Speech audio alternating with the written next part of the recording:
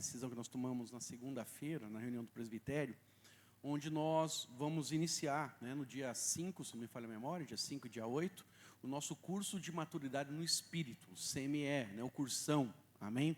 O vulgo cursão. Então, o que acontece? Nós, na verdade, vamos fazer o nosso curso, a partir, na verdade, de agora, nós teremos 2 dias. Então, não são, na verdade, 2 dias, no sentido de uma aula hoje, outra aula no dia subsequente, que vai ser quinta e sexta-feira.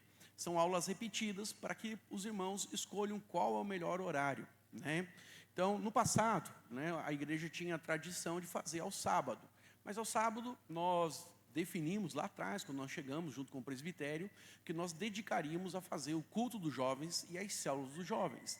Então, para que a gente possa ter o trabalho dos jovens sendo efetivado, nós definimos colocar no sábado, então, a prioridade, o trabalho com os jovens. Então, quando é que vai acontecer o curso de maturidade no Espírito? Vai ser na quinta-feira e no domingo pela manhã, amém? Ambos vai ter 3 horas de curso. Nós começamos às 7h30, na quinta-feira, 19h30, terminamos 10h30 pontualmente, amém? 22h30. Nós começamos domingo às 9 da manhã e terminamos ao meio-dia, amém? E aí, toda semana, são 3 aulas de 50 minutos, temos intervalo, e aí nós vamos cumprir, na verdade, o nosso currículo. O que é o curso de maturidade no Espírito para você que ainda não fez, ou você que já fez, mas até já esqueceu, na verdade, o conteúdo, É a nossa base bíblica, teológica, de como nós ensinamos cada membro, não a somente crer corretamente, mas também andar no Espírito. Amém, irmãos? E aí, querido, nós queremos convidar, em primeiro lugar, os irmãos que não fizeram ainda o curso de maturidade, ou aquele irmão que começou, por algum motivo não terminou, não completou todas as matérias, não formou, e aí a formatura não quer dizer que não fez a formatura, mas se não fez as 10 matérias, não fechou a apostila lá, com o reino e a volta, e o arrebatamento sendo as nossas últimas aulas. Amém, irmãos? Então, fala para o seu irmão, vamos para o cursão? Então, quem não fez, deve estar conosco no curso de maturidade no Espírito. Amém? Agora, olha para cá, preciso da sua atenção, você que é, na verdade, um crente mais antigo.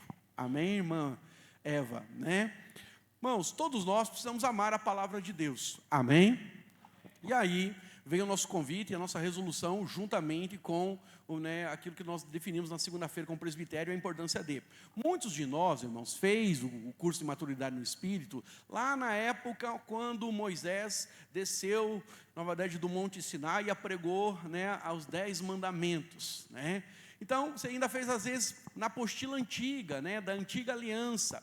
Outros fizeram logo no começo, na nova aliança, mas, não entendia a importância dele, e você entende que existem coisas que você pode aprender mais, quer crescer em revelação.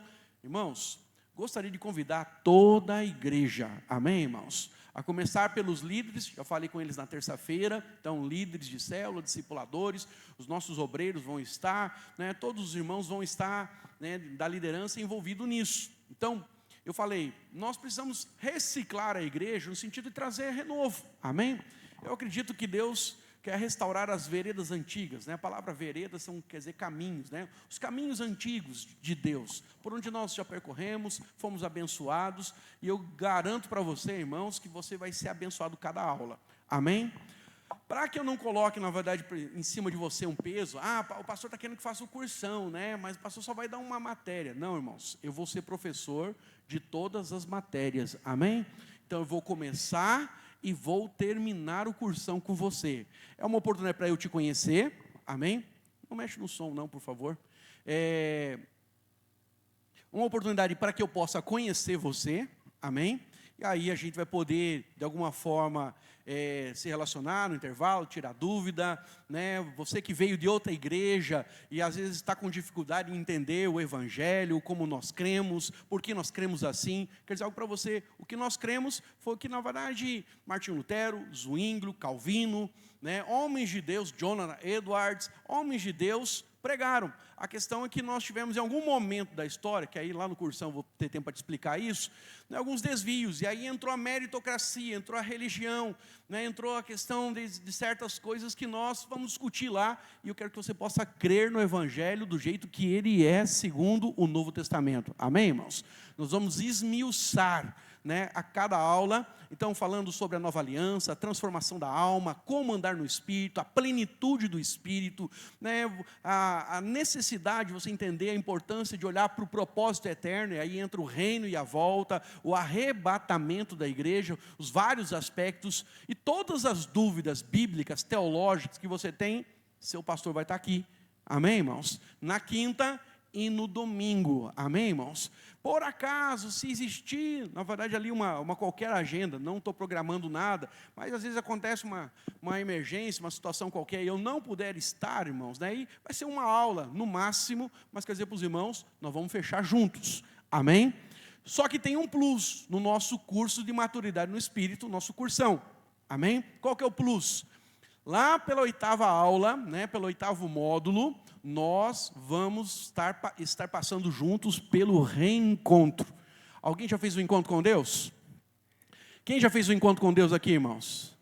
Então, vou te falar, né? Como é que é o encontro? Irmãos, lembram? Como é que é o encontro? Tá meio ruim esse encontro, né? Como é que é o encontro, irmãos? Tremendo, né? É o que ele fala lá no encontro. Mas, eu quero dizer para você, se o encontro com Deus é tremendo, irmãos, se você fizer o cursão, e você passar pelo reencontro, fazer todas as matérias, terminar na verdade lá, fazer o reencontro, e no final você não vir para agradecer a liderança que decidiu te forçar a fazer o curso, eu devolvo o dinheiro da sua mensalidade.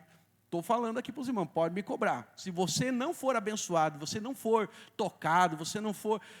devolvo o dinheiro para você. Amém, irmãos? Então, por que o pastor está falando de dinheiro? Porque tem um custo, irmãos, né? O curso de maturidade no Espírito vai ter um custo. Nós tínhamos, na verdade, lá, né, no passado, o custo da apostila, né, das 2 apostilas, mais um material, e na verdade fazia um caixa para pensando na questão da formatura. Eu acho que era isso. Amém? Me perdoe se eu estiver me equivocando aqui. Mas... agora, irmãos, nós vamos pagar uma mensalidade, vai ser R$50, ok? R$50 para a matrícula, mais 4 mensalidades de R$50, 250. 50 nós pagamos a apostila, as 2 apostilas, em nome de Jesus, vai dar um pouquinho mais que isso, mas a igreja que vai absorver essa situação. E os R$200 é para pagar o seu reencontro, amém, irmãos? Pastor, então por que não cobra lá na 8ª aula os R$200 do reencontro? Porque eu conheço brasileiro, deixa tudo para a última hora, e vai chegar na última hora, o que ele vai falar? Pastor, eu não tenho dinheiro, pastor, eu devia ter economizado, pastor, né, eu, minha esposa, meu filho, e no fulano, Beltrano. Aí, irmãos, eu sei que vai ficar pesado. Então, tudo que é parcelado, né, eu costumo dizer assim, quer vender um terreno, quer vender uma casa para mim, eu compro, se você parcelar. Parcela com condições que eu consigo pagar, e eu vou comprar. Amém, irmãos? Então, quero dizer algo para você. A verdade é que eu gostaria que você pudesse fazer o cursão e juntamente comigo, você pudesse fazer o reencontro. Amém? No reencontro, né, nós temos, são 12 ministrações, 12 palavras, igual o encontro com Deus, só que são voltados à questão das aulas que nós aprendemos, onde nós vamos lá, né, não apenas experimentar aquilo que, né, nós ouvimos, que agora vai ser na prática, porque a ideia é de pregar e praticar, mas também, irmãos, né, tem algo especial, né, tem um tal de touro selvagem, né, que eles soltam lá no meio do reencontro, né, o touro selvagem. Né, se você não sabe o que é esse touro, irmãos, eu só quero dizer algo para você. Lá no reencontro, na hora que ele te pegar, sua vida nunca mais vai ser a mesma. Tem um irmão que está de vermelho ali, olhando com a cara, na verdade, desconfiada, né? Quer dizer, não vá de vermelho para o reencontro, né? Porque o touro, ele é selvagem, né? Então, tem um touro, né? Ou, na verdade, não vou falar o que é o touro, né? Mas tem um momento, na verdade, que o touro passa e a vida da gente é transformada. Aleluia. Amém? Então, o reencontro, né, ele também é o nosso catalisador. É É impossível o irmão passar pelo reencontro e não voltar, sabe, incendiado. É um retiro de avivamento. Então, você que está aí, pastor, estou na sequidão. Pastor, estou com o tanque vazio. Vem para o cursão, vamos para o reencontro. Se o touro não te pegar lá, se você não voltar avivado, te devolvo na segunda-feira o dinheiro. Você não precisa terminar o curso de maturidade no Espírito. Amém? Então, estou falando para os irmãos, não é algo, nós não brincamos de fazer igreja. Nós entendemos que existe um propósito em ser igreja. E em cima desse propósito, nós vamos construir. Amém, irmãos? Então, quero que você possa se preparar. Irmãos, hoje é dia 25. Temos 10 dias para iniciar a aula. Pergunta para os irmãos, você vai estar no domingo, na turma de domingo ou na turma de quinta? Porque eu quero estar com você. Pergunta aí. Amém? Agora olha para cá. Então, nós vamos soltar agora, lá o obreiro Paulo vai colocar já nos grupos aí da igreja, e o seu líder pode jogar dentro da célula também lá, o link, existe um link para a turma de domingo, e existe um link para a turma de quinta-feira, amém, irmãos? Amém, irmãos? Então, domingo e quinta-feira, vem estar conosco, irmãos, Falo para você, vai ser muito importante isso, Nós vamos, criar ligadura, e eu falei para os líderes, se os líderes estiverem conosco, vindo para o curso, é natural que a célula venha também, então vai ser uma bênção, vão ainda amalgamar mais, a célula vai estar ainda mais conectada, em nome de Jesus. Amém, irmãos? Então, tem um link da turma de quinta e da turma de domingo. Um outro detalhe, que preciso falar aqui para os irmãos, são 4 mensalidades, 4 mensalidades e uma matrícula, ok? R$50. Então, pastor, posso pagar no Pix? Pode passar no Pix. Posso passar no cartão de crédito? Vai procurar o Luiz para poder fazer essa situação. Estou invertendo ele. Posso colocar, calma, irmão. Posso, na verdade, colocar no boleto? Vamos, na verdade, fazer no boleto para você. Amém? Amém, irmãos? Então, nós temos 3 formas de você, na verdade, fazer o cursão. Amém? Antigamente, quando tinha cheque, eu fazia o seguinte, coloca, na verdade, faz o chequinho, e a gente, na verdade, segura ele pré-datado, Até um dia antes de Jesus voltar, a gente desconta ele, amém, irmãos? Mas, hoje não tem, então quero que você possa fazer no Pix, no cartão, ou no boleto, amém, irmãos? Tudo pensando em facilitar a situação de você estar conosco, vai ser uma bênção em nome de Jesus. Eu acredito, que o nosso nível de revelação e principalmente de comunhão vai aumentar e muito em nome de Jesus. Eu não falei para as irmãs dos kids, não falei nem com a pastora, comentei na reunião do presbitério, ela vai puxar minha orelha depois, mas eu vou falar aqui já, Mas eu queria desafiar até mesmo as irmãs dos kids, a fazer uma cantina, para ver qual que é a melhor turma, se consegue servir as 2 turmas, o domingo e da quinta-feira, e na verdade o valor que nós levantarmos aqui, seja pão de queijo, seja café com pão, seja o que elas venderem aqui para nós, caldo, essa Cida gosta de fazer caldo, e aí o que acontece? Então, esse dinheiro fica para as irmãs dos kids, pensando nos encontros, pensando no seminário de louvor, adoração, pensando, na verdade, naquilo que vai suprir a necessidade das nossas crianças em nome de Jesus, amém? Vou falar com a pastora, então você não fala, boca mole, que o pastor falou, calma, eu vou falar, amém? Mas já quero que você possa saber que eu vou falar com ela, e gostaria muito que você pudesse entrar conosco nesse desafio de a gente poder levantar recursos também, pensando que os irmãos vão vir do trabalho, os irmãos vão estar aqui de manhã, no domingo de manhã, vai ter um intervalo, 20 minutos, aí toma um cafezinho, come um pãozinho de queijo, sei lá o que os irmãos vão fazer, um bolinho de cenoura, e a gente consegue levantar um recurso para as nossas crianças em nome de Jesus. Amém? Glória a Deus. Então tá, vamos lá. Também, irmãos, temos a nossa imersão. A imersão é para líderes de jovens e líderes de adultos nessa semana, hoje é domingo. Então, sexta-feira, nós temos o Esquenta, que vai ser só a videira Taguatinga, né? Então, você que é líder de jovens, você que é líder de adultos, vai estar conosco aqui. Se você não fez sua inscrição, preciso que você faça para que a gente possa produzir material, a gente precisa desse controle.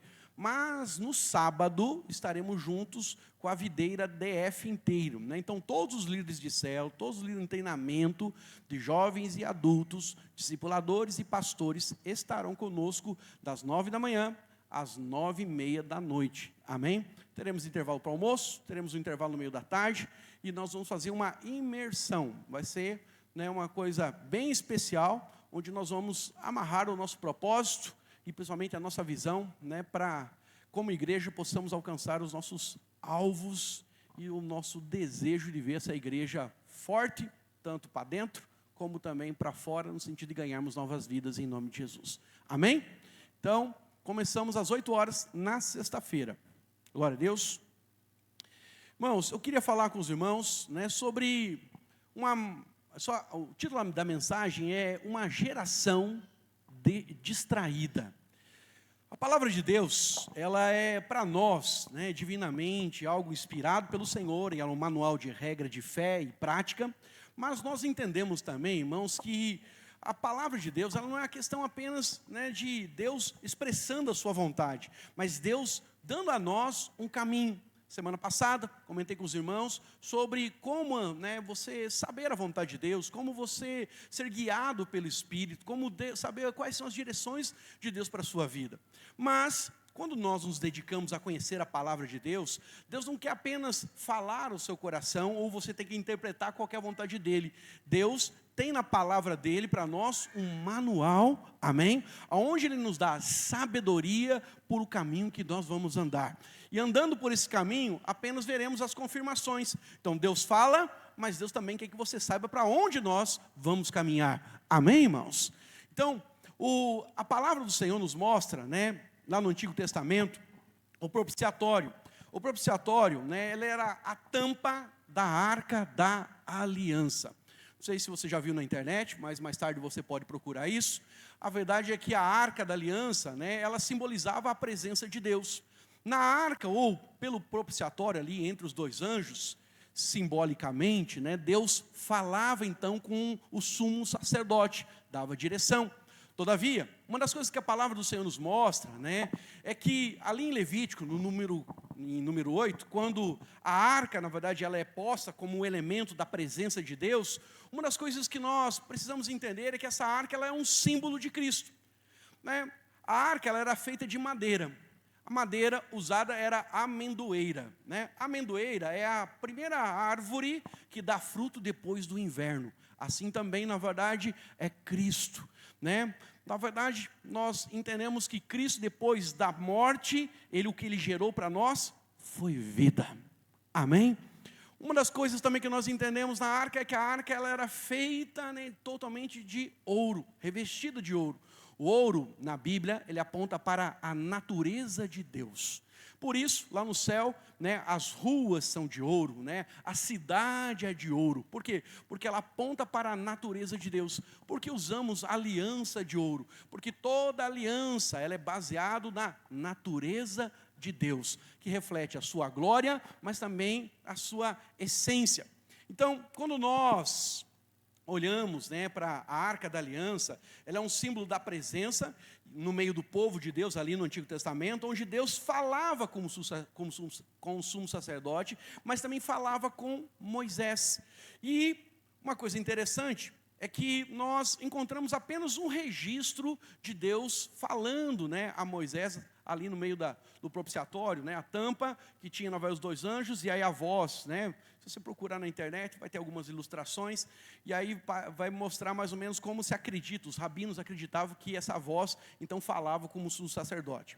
Todavia, irmãos, né, Deus falou com Moisés lá na sarça, Deus falou com Moisés lá no alto do Sinai, Deus falava todo dia antes do tabernáculo existir, né, Moisés se retirava do meio do povo, ia para fora do arraial, armava uma tenda, e aí a coluna, né, de nuvem descia, e Deus falava então face a face na tenda do encontro. Mas por que será que Deus então falou, né, ou por que Deus, né, revela a nós ali no capítulo 7, sobre a questão dele falando, né, com Moisés através do propiciatório ou da arca. Primeiro, vamos ler o texto e aí nós vamos meditar. Quando Moisés, Números capítulo 7, verso 8 e 9, diz assim: quando Moisés entrava na tenda da congregação para falar com o Senhor, ou seja, havia uma rotina, Deus falava continuamente, só temos um registro, mas ele falava continuamente. Eu vou te explicar por que isso. Então, ouvia a voz e lhe falava de cima do propiciatório, que está sobre a arca do testamento, entre os dois querubins, assim falava. Então, a verdade, irmãos, é que nós só temos esse registro, porque a verdade é que o nosso Deus é um Deus que fala a todo instante.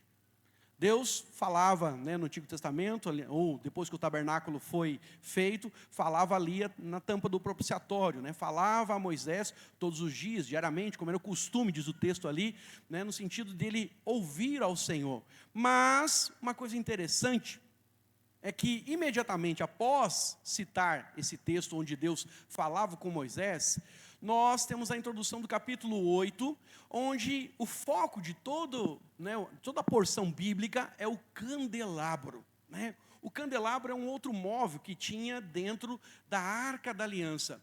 O candelabro, ele na verdade tinha uma haste, vamos pegar aqui, uma haste principal, né? Aonde ele tinha também, né, uma lâmpada, e a verdade é que então ele sai aqueles 3 braços de cada lado. O Senhor dá direção, né, para que esse móvel fosse construído também de ouro maciço, sendo feito de uma peça única, e os braços, eles foram acrescentados. Então, uma das coisas interessantes de nós olharmos, na verdade, para esse símbolo da menorá, né, nós, na verdade, olhamos ali o candelabro, vamos chamar assim. Nós, na verdade, entendemos claramente, né, que o símbolo do candelabro nada mais é do que a iluminação do Espírito. Mas essa haste central, se nós formos levar ao entendimento, né, onde o Senhor traz luz para nós, é o próprio Cristo. Se você lembrar, lá em Apocalipse, o próprio Deus, ele andava entre, na verdade, os candeeiros ou os candelabros, dependendo da sua versão, velando. E a verdade é que então o Senhor aqui traz a nós o entendimento claro, né, de Cristo e a igreja. Quem é, na verdade, a haste central? Biblicamente, nós entendemos que ela é Cristo. Quem são, na verdade, os braços que estão enxertados nesta haste, que eram móveis? É a igreja. Então, da mesma forma como nós temos lá em João capítulo 15, né, onde Jesus diz: eu sou a videira verdadeira, vós sois os ramos. Como ramos, irmãos, nós estamos conectados na videira. Como também nós, simbolicamente no tabernáculo, né, nós estamos inseridos em Cristo. Ele é, na verdade, aquele que sustenta a igreja. Ele é o ramo principal. Ele é aquele que traz a luz. Então, quando falamos sobre a simbologia do candelabro, precisamos lembrar, né, que a igreja, ela existe firmada em Cristo.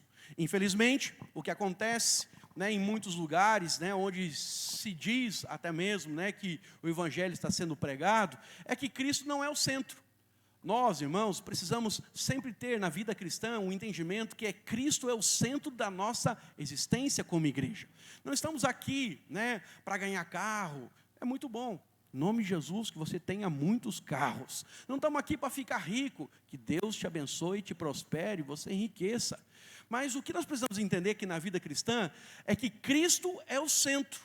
As bênçãos precisam ser consequências em nossas vidas.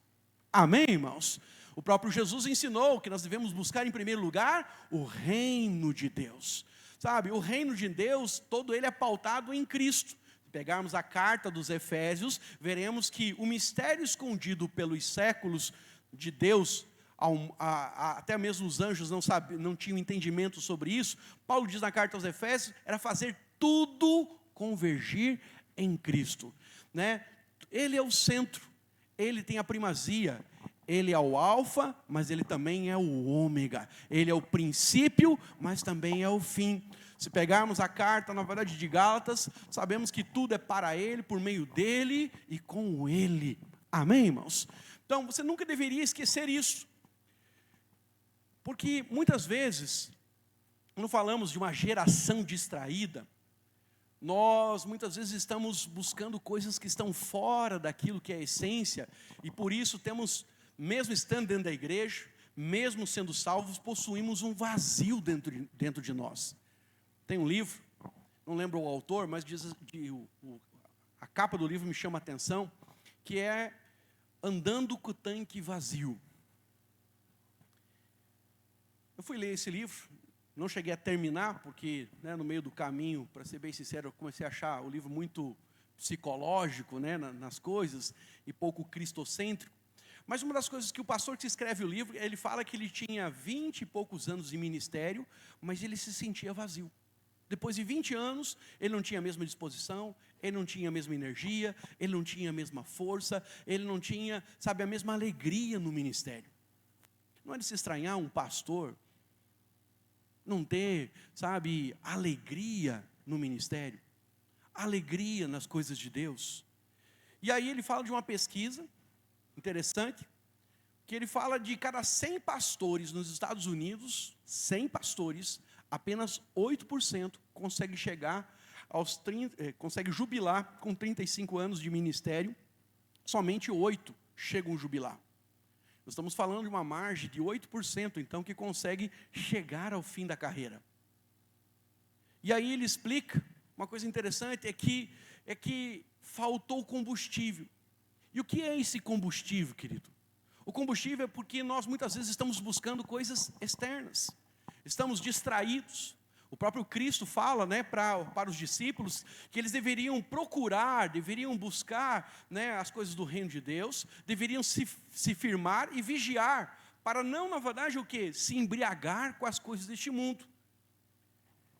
E o que é pior, Jesus diz que muitos poderiam se embriagar e poderiam ser pegos de surpresa, Cristo poderia voltar. O que é estar distraído com as coisas deste mundo? É quando nós buscamos qualquer coisa que esteja fora de Cristo. Qualquer coisa que esteja fora de Deus. Irmãos, muitas vezes nós estamos buscando sucesso, êxito, e nós vivemos uma era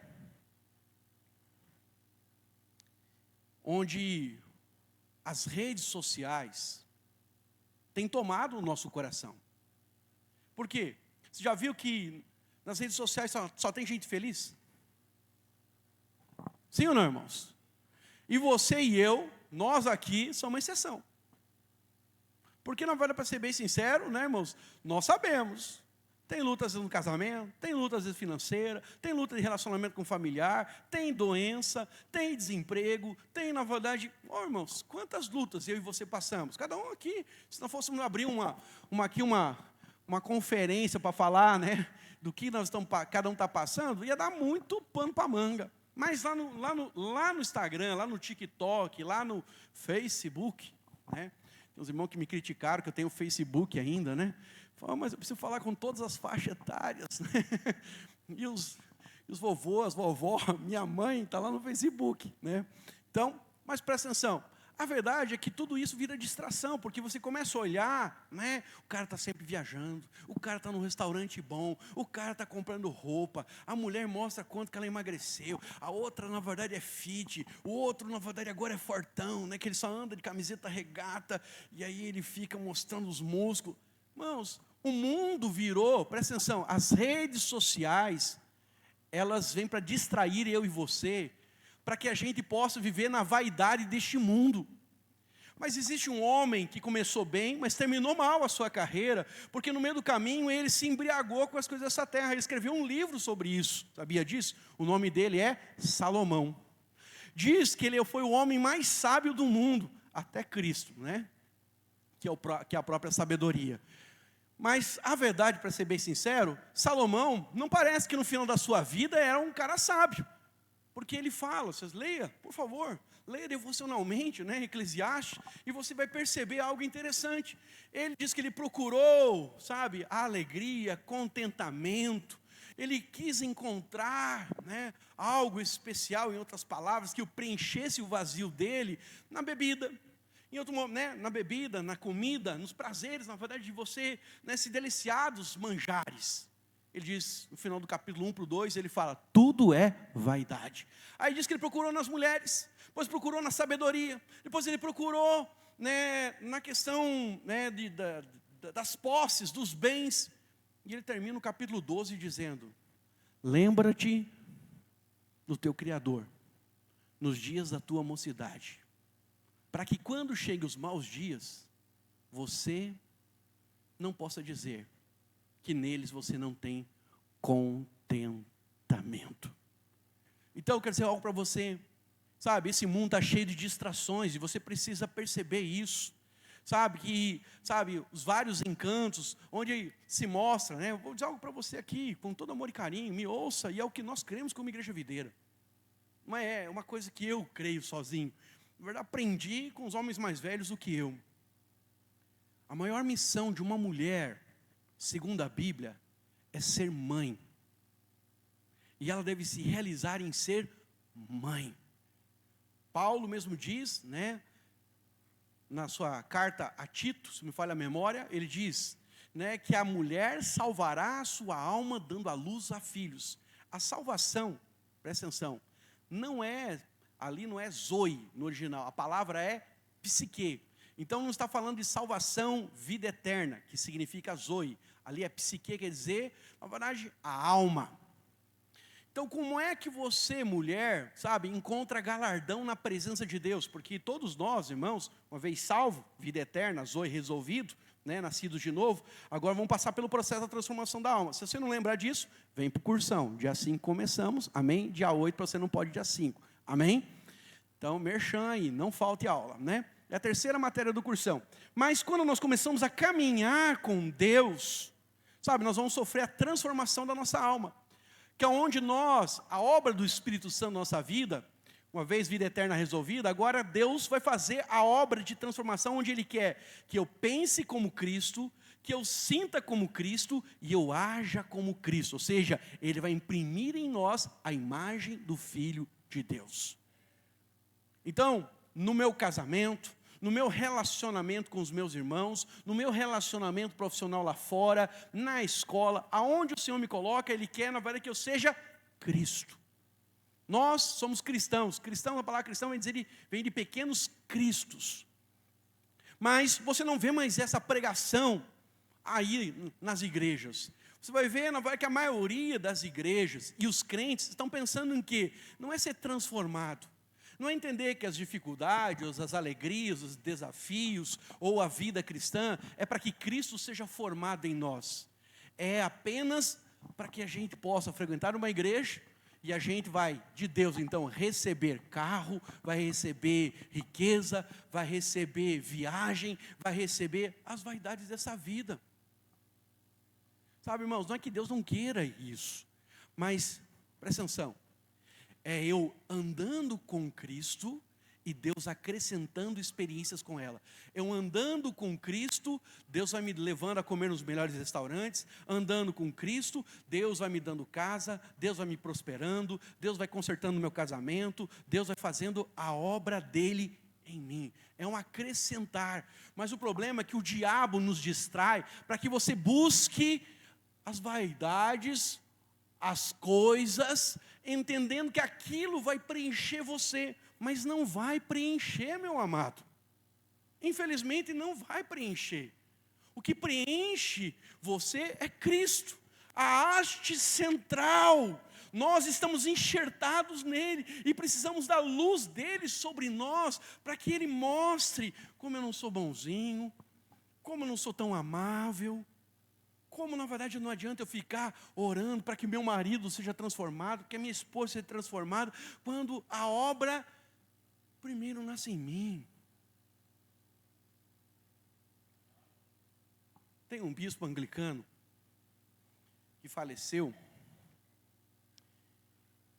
Ele era um homem de Deus. Ele sonhava com avivamento na Inglaterra, após os grandes homens de Deus na Inglaterra terem morrido. E aí, Sproul, que é um teólogo que morreu faz uns 4 anos, um homem de Deus também, leia ele, que ele é homem de Deus. Sproul, né, ele fala uma coisa interessante. Em um dos seus livros, ele fala o seguinte: conheci, na verdade, este homem, e uma das coisas que mais me chocou foi no dia que, sabendo da sua morte, fui visitar a família e passei no cemitério para ver, né, a sua lápide, porque ele estava incrédulo que esse homem tinha morrido. Eu não lembro o nome do cidadão. E aí Sproul fala que na lápide ele leu uma coisa que chamou a atenção dele. O cemitério central de Londres, diz que está lá a lápide. Sproul diz, abre aspas, na lápide do homem que morreu e que queria o avivamento, o pastor e bispo anglicano. Ele falou assim: quando eu era criança, eu queria o avivamento. E eu decidi então que eu ia orar, servir a Deus para mudar o mundo. Quando me tornei jovem, descobri que o mundo era muita coisa. Então decidi querer mudar primeiro a Inglaterra. Hoje, depois como homem adulto, eu percebi que não tinha condições de mudar a Inglaterra. Então decidi mudar a minha paróquia, a minha igreja, o meu povo, o meu rebanho. Mas hoje, no meu leito de morte, eu descobri que primeiro deveria ter mudado a mim mesmo. E quem sabe, a minha família, a minha igreja, a Inglaterra e as nações. Sabe, irmãos, a gente sempre acha que a obra de Deus é com o outro ali. Mas a obra de Deus começa aqui. A gente sempre está pedindo para Deus, trata com essa minha esposa megera. Pastor, eu tenho um xereque lá em casa, trata na verdade com esse indivíduo, quebranta, Senhor. Mas presta atenção, ninguém tem poder de mudar ninguém, só Deus pode mudar, amém? Mas Deus que é Deus não muda, se você não dizer para Ele, Senhor, a porta está aberta, eis que estou à porta aí. E quem abrir a porta do seu coração, entrarei com ele, cearei com ele e ele comigo. Apocalipse 3:20. Amém, irmã? Né? Então, a verdade, para ser bem sincero, nós muitas vezes estamos equivocados, sabe, quanto à questão, né, da palavra de Deus, da forma como Deus age. Mas, por outro lado, também esse mundo fica assediando eu e você, sabe, a buscar o resultado e não a essência, a natureza. Porque, irmãos, ter dinheiro é bom, mas sendo ele servo no nosso bolso e não sendo servo do dinheiro. Sabe, ser casado é muito bom, mas é muito ruim quando você vive casado ou casada, insegura, ciumenta, né, ou ciumento, onde você acha que o outro vai abandonar, que o outro vai trair, que o outro vai dizer o quê. Que isso? Quem é a sua segurança? Quem é a sua felicidade? Sua felicidade não pode ser um casamento. A felicidade não pode ser dinheiro. Irmãos, presta atenção. Da mesma forma, com uma luva, ela existe para uma mão e só pode ser preenchida no sentido da realidade, da essência. Também nós só podemos ser preenchidos pelo Senhor. Se você colocar riqueza, se você colocar, sabe, prazeres, se você colocar bens materiais, se você colocar qualquer coisa, não vai dar certo. Essa equação, Salomão diz, não vai dar certo. Só o Senhor, então, é a essência, é a natureza. Por isso, Jesus diz lá em João, capítulo 15, ele diz, eu sou a videira verdadeira, e todo aquele que está em mim, dá muito fruto. Quantos querem frutificar aqui, irmãos? Quantos querem frutificar aqui, irmãos? Glória a Deus. Mas a essência está na videira. Agora, quando você está, sabe, querendo o fruto sem estar na videira, irmãos, aí que vem o cansaço de alma, aí que vem o vazio, aí que vem a vida sem significado, aí que vem o peso da vida cristã.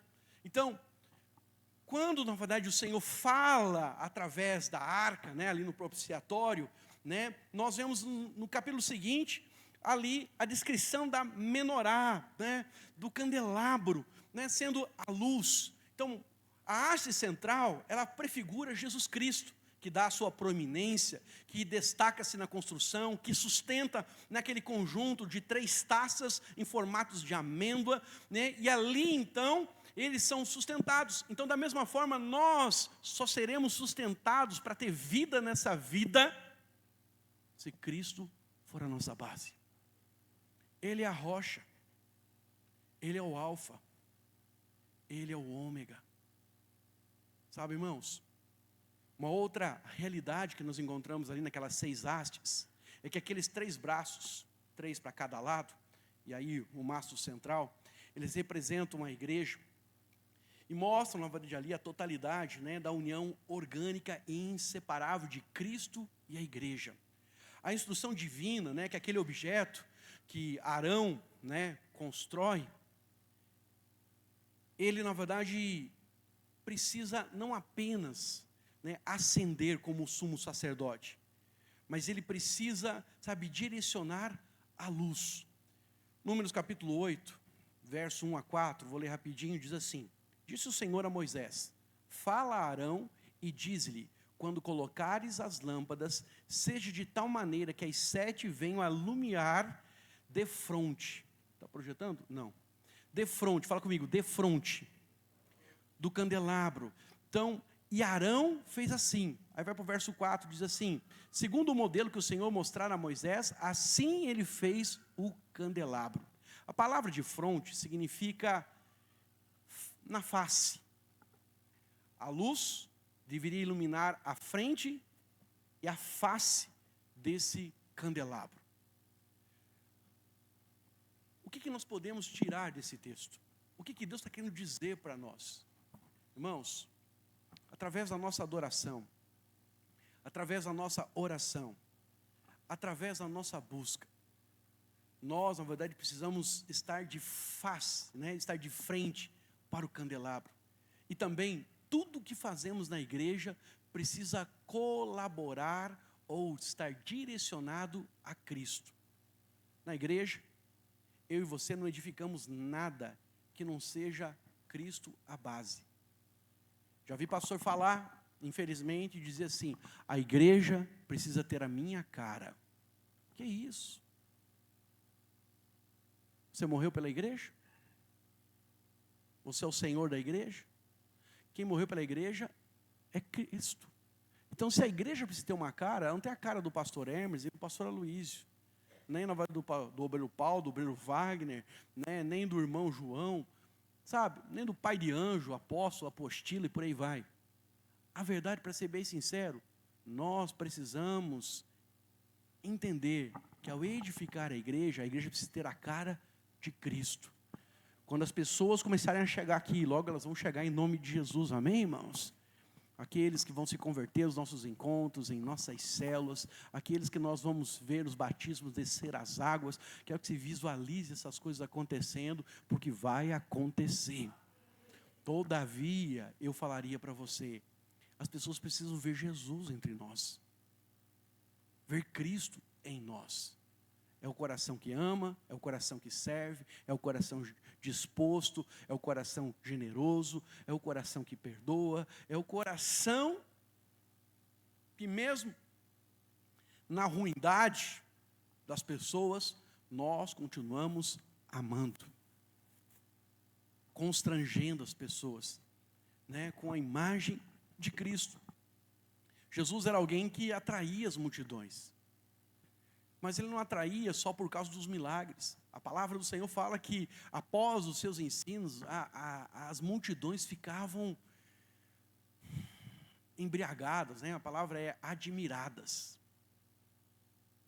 Falavam, olha, por várias vezes no Evangelho fala, eles não ensinavam como os fariseus. Então, eu diria para você, qual a diferença do ensino, da didática, vamos chamar assim, de Jesus para os fariseus? É que Jesus, ele não apenas falava, ele vivia. Irmãos, o nosso chamado é viver, não é só falar. Agora, os fariseus, eles falavam para fazer, mas eles estavam longe de ter essa realidade. Cristão genuíno, cristão que, né, está cheio da luz de Deus, cheio da vida de Deus, ele é alguém que vai ter realidade. Esse é o nosso chamado. Então eu não sei aonde você está andando, mas quero dizer algo para você. Nós precisamos estar em Cristo. Precisamos viver a nossa vida pautada em Cristo. Buscar em primeiro lugar o reino de Deus. Sabe, buscar a Ele, porque é Ele que vai transformar, é Ele que vai acrescentar, é Ele que vai abençoar. Projeta para mim, por favor, querido. João 15, verso 1. Olha que coisa interessante. Eu sou a videira verdadeira e meu pai é o agricultor. Vai caminhando, vai passando. Todo ramo que estando em mim não der fruto, ele corta, e todo que dá fruto, ele limpa, para que produza ainda mais fruto. Presta atenção. Sabe, se você está dando fruto, vai haver poda. Poda não é uma coisa muito fácil, mas entenda o seguinte, é necessário para que você produza ainda mais fruto. Vai ter fruto, irmão. Vai ter fruto. Só permaneça na videira. A videira não é a igreja, tá? Estou fazendo apologia que é a placa da igreja. Amém? Mas a videira aqui é Cristo. Permaneça em Cristo, que se vai dar ainda mais fruto. Verso 3.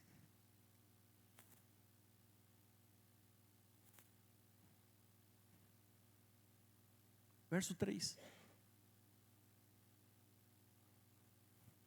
Vós já estáis limpos pela palavra que vos tenho falado. Amém, igreja? Verso 4, continua comigo.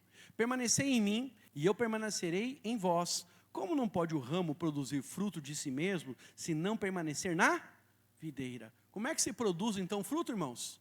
Estando na videira. O que é estar na videira, pastor? O que é estar em Cristo?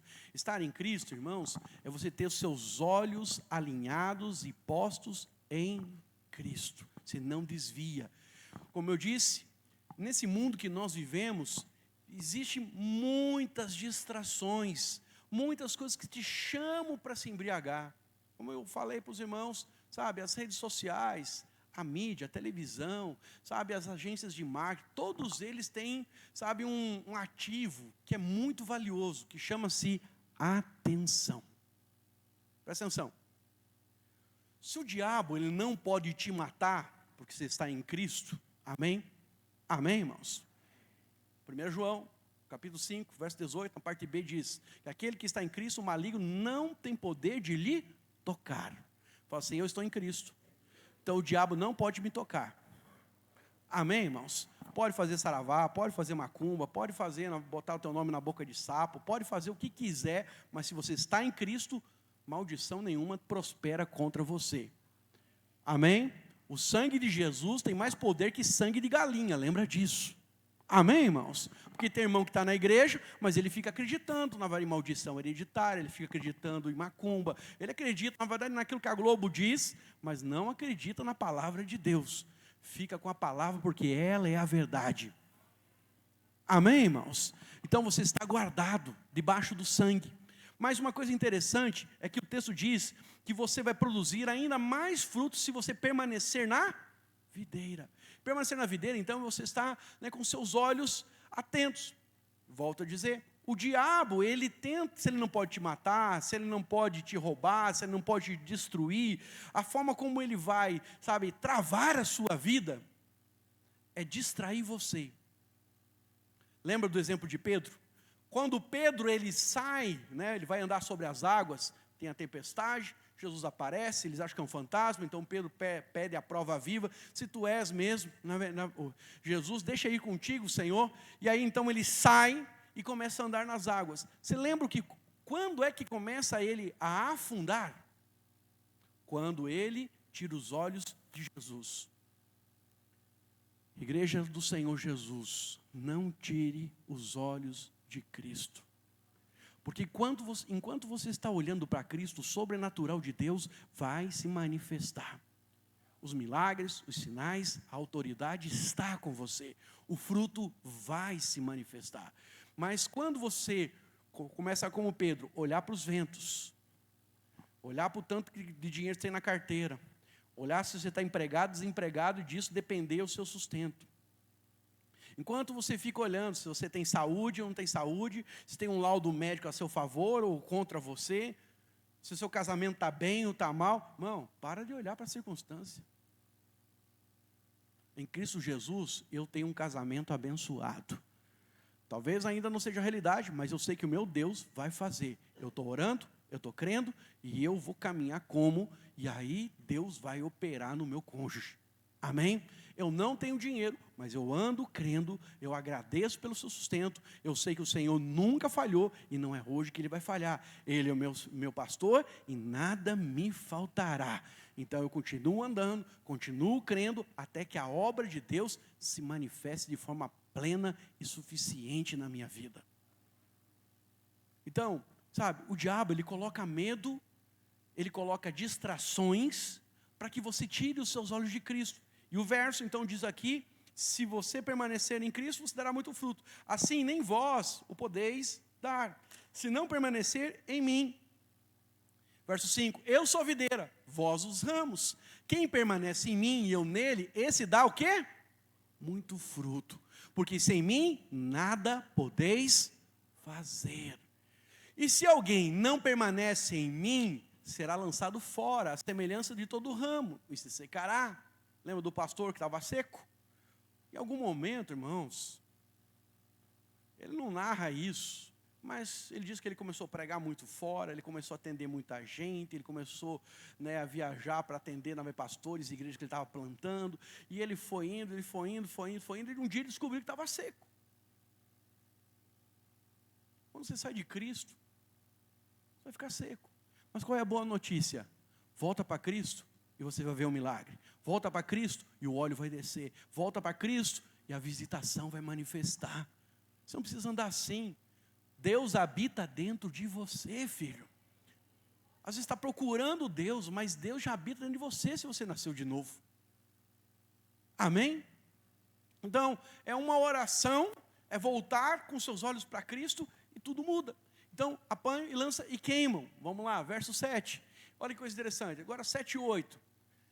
Se permanecerdes em mim e as minhas palavras permanecerem em vós, o que é as minhas palavras? Se você permanecer em mim e as minhas palavras permanecerem em vós. Irmãos, permanecer em Cristo é permanecer no Evangelho da Graça, aonde você crê que Ele é sua suficiência. Eu sou justiça de Deus em Cristo Jesus. Não são pelas minhas obras que sou aceito, que sou ouvido, que sou abençoado, mas é pelas obras daquele que me salvou. Amém, irmãos? O que não vai permanecer em Cristo? É você entender que há favor sobre a sua vida.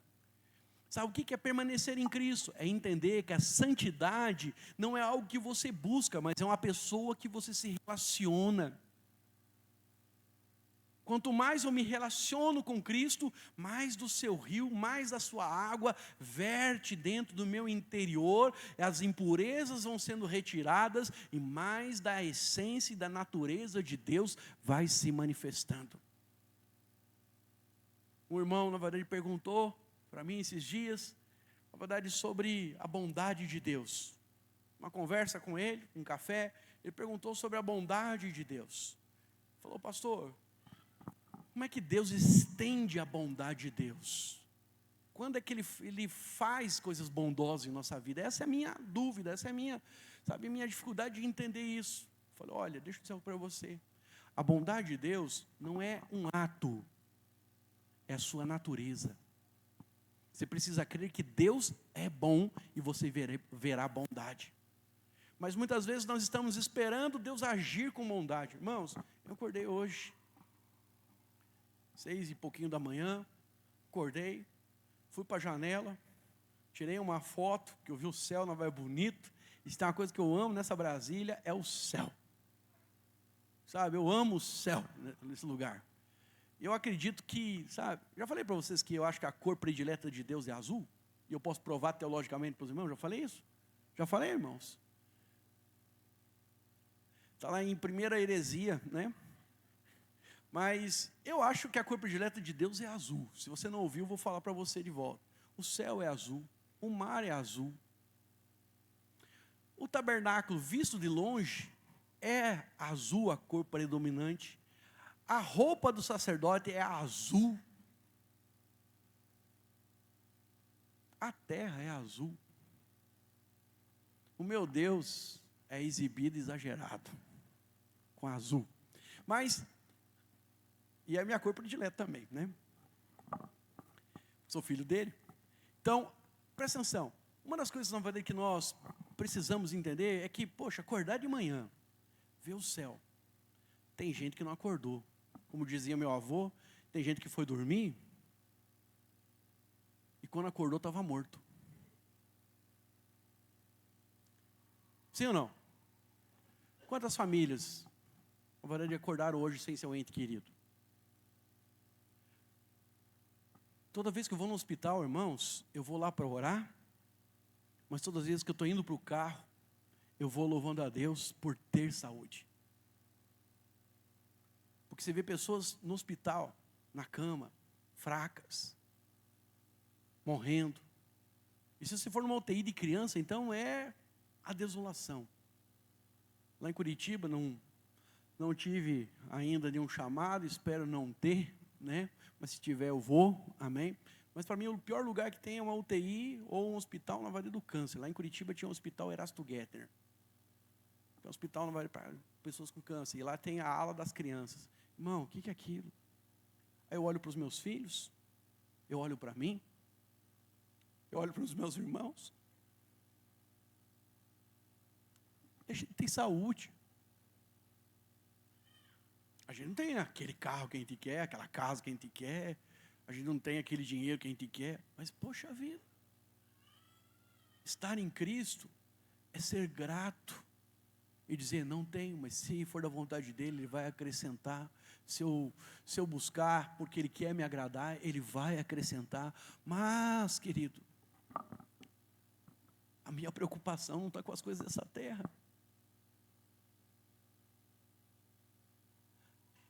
A essência da vida é Cristo. É desfrutar dEle. Sabe, é você ajoelhar. Lá em casa eu tenho um escritório. Às vezes eu fecho a porta, ligo o som, eu vou orar. Sentir a presença dEle, ouvir a voz dEle. Sabe, é a essência da vida. Porque às vezes a conta continua, sabe, no negativo. Eu não estou falando que minha conta está no negativo, é só um exemplo. Mas às vezes a vida não está na verdade, sabe, do jeito que a gente quer. Mas quando você tem Ele, irmão, você tem tudo. Você tem força para vencer, você tem alegria para mudar, sabe? Você tem sabedoria para dar os passos, portas se abrem. Então, sabe, Deus coloca pessoas para te abençoar. Eu passei, na verdade, uma lutinha aí, esse tempo atrás, compartilhei com os irmãos, né, mais próximos. Né, fiquei até meio triste, né, financeiramente, uma coisa aconteceu comigo, e aí eu falei, cara, vai apertar tudo, vai dar tudo errado, não sei o que tá. Aí um amigo, um irmão de ministério, pegou e me mandou, na verdade, uma oferta que não só supriu aquilo que estava para trás, como deu cancho para eu tirar férias. Eu não pedi, sabe, só liguei agradecendo. Mas eu nem falar com ele, desde que eu saí de São Paulo, eu falei com ele, mas você falou, senti que é você que eu tinha que abençoar. Eis-me aqui. Não envia para o outro ali não, Zé, né? Mas, quer dizer algo para você, filho? Meu irmão, minha irmã. Sabe, por que você está andando com o tanque vazio? Por que você está andando distraído? Quer dizer algo mais, se você é de Deus, se você tem o Espírito de Deus, você sabe que você está distraído, buscando coisas que não tem nada a ver com aquilo que Deus já tem falado com você. Então, diz o texto, se permanecerdes em mim, e as minhas palavras permanecerem em vocês, olha o que vai acontecer, irmãos. Pedirei o que quiserdes e vos será. Cara, isso aqui parece fada madrinha. Varinha de condão. Mas não, irmãos, é o poder de Deus. Lembra, Deus, Ele não age com bondade. Deus é a própria bondade. a essência, a natureza dele é a bondade. Se ele tem você com ele, irmão, ele pode colocar muita coisa na sua vida, porque você vai ser farol dele, você vai ser instrumento dele. Mas se você está fora dele e ele confiar qualquer coisa, né, que te embriague, isso pode trazer a sua destruição. Então, por amor, Deus na verdade não penaliza, mas também ele retém. Não sei se você sabe, mas a disciplina da nova aliança, são duas formas que Deus trata com a gente. A primeira é falta de favor. Se tem falta de favor, é porque Deus na verdade está falando alguma coisa com você. Pastor, estou com falta de favor, não tenho favor, estou lutando. Irmão, então volta para Cristo. Voltou, o favor vai fluir.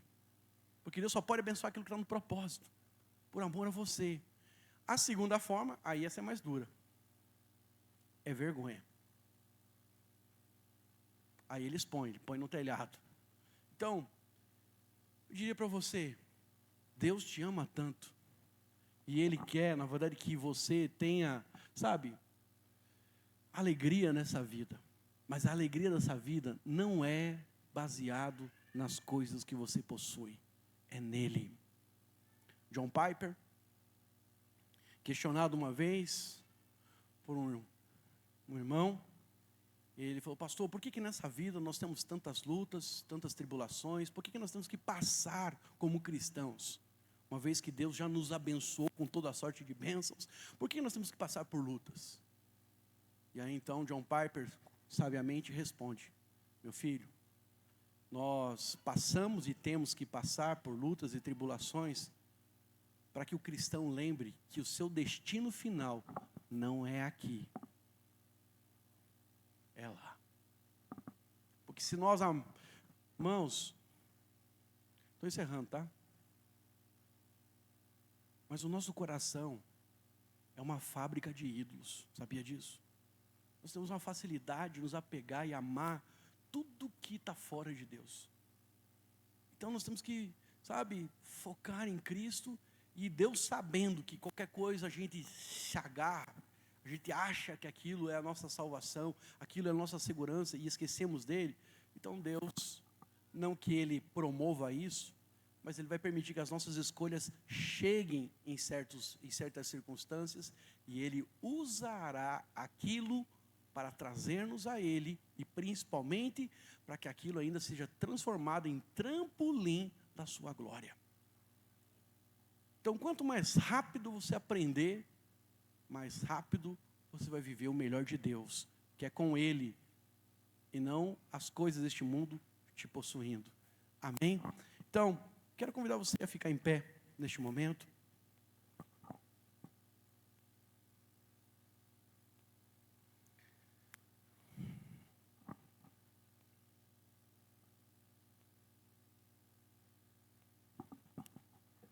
Nós falamos muito na vida da igreja, na vida cristã, isso é normal, né? Eu tenho brincado na Crentolândia, né? A gente vê um pensamento muito comum dizendo, né, que o soberbo Deus abate, mas o humilde Deus exalta. E é verdade isso.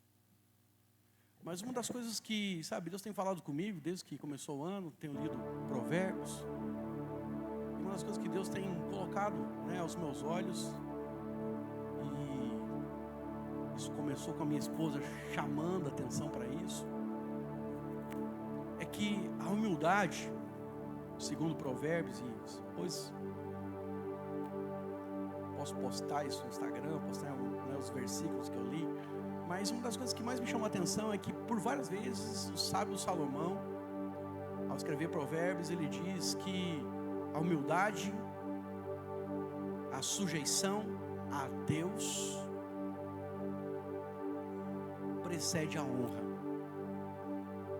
Nós estamos buscando, às vezes, a honra das pessoas, o reconhecimento, de alguma forma, a fama, o sucesso, o êxito.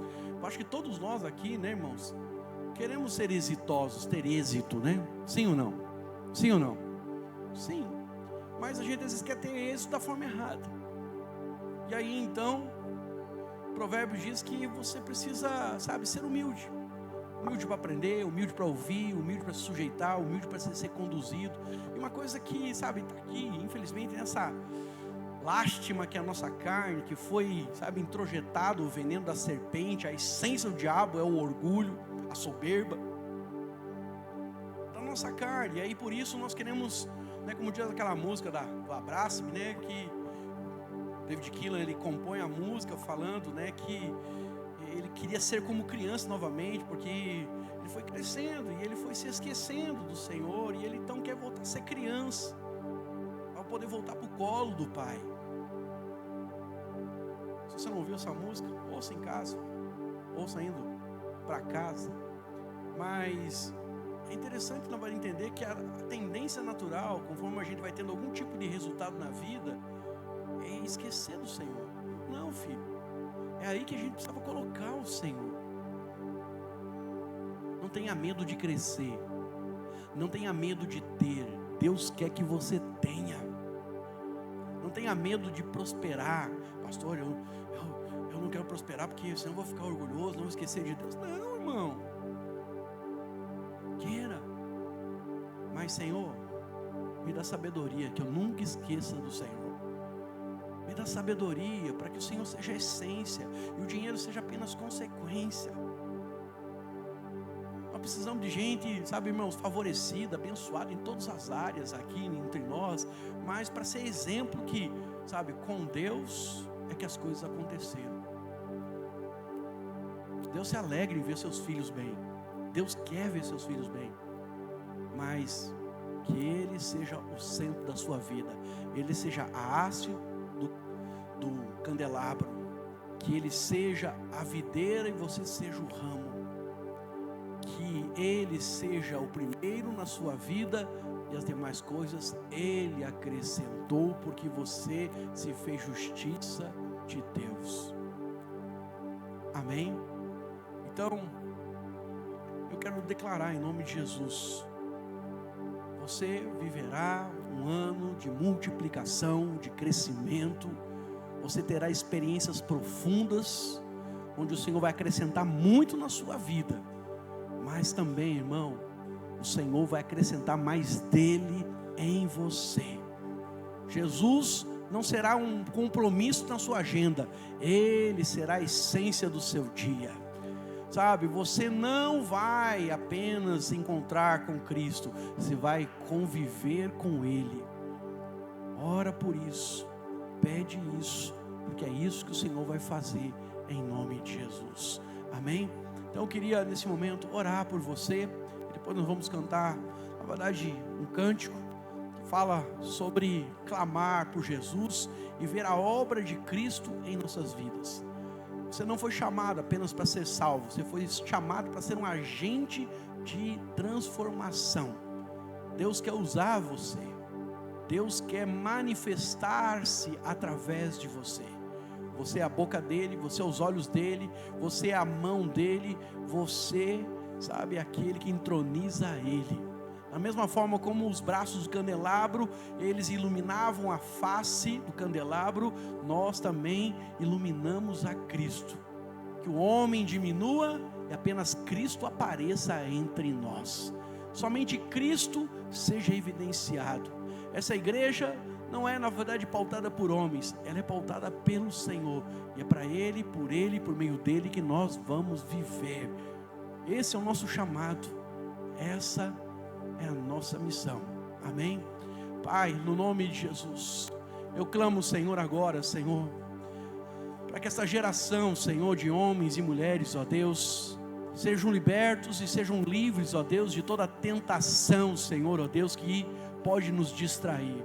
Se os nossos olhos, ó Deus, estão em outras coisas, fora do Senhor, ó Deus, qualquer coisa que nos chame a atenção e que nos tire, Senhor, da sua presença, Senhor, Pai, fala conosco, muda o contexto, opera em nossas vidas, nos arrependemos, voltamos o nosso coração para o Senhor nesta noite e pedimos a Ti, ó Espírito Santo, faz a Tua obra em nós, fala, Senhor, ao nosso coração, mas também abre os nossos olhos nas Escrituras, a fim que possamos ter sabedoria para conduzir, Senhor, o nosso dia a dia.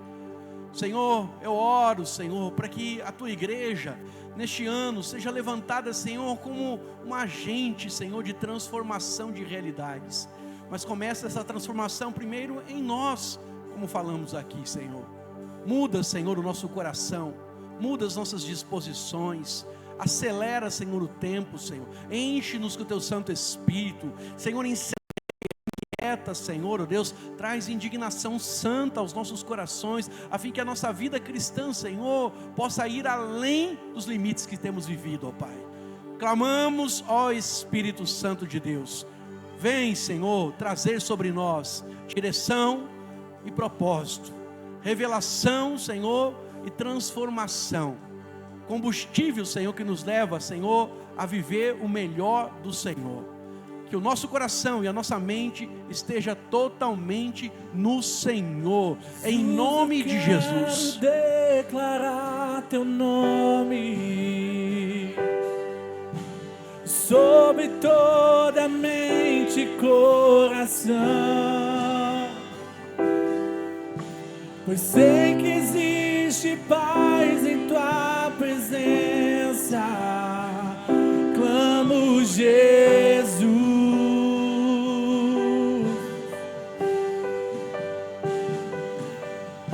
Jesus, eu quero declarar Teu nome,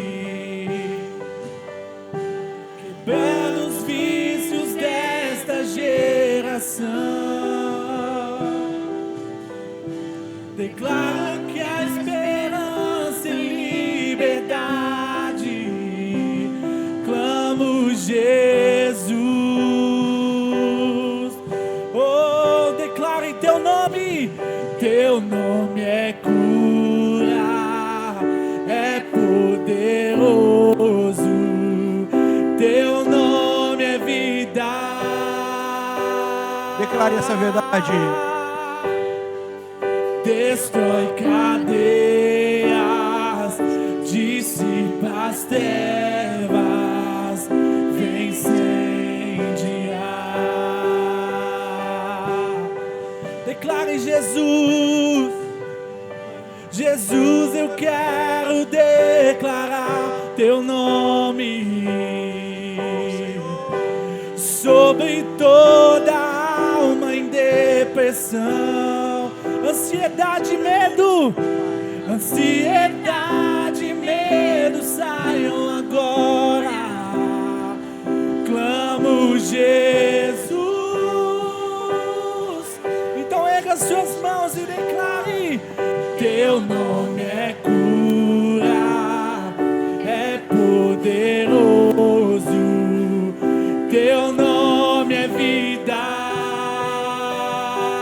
Destrói cadeias, destrói cadeias, dissipa as trevas, vem incendiar.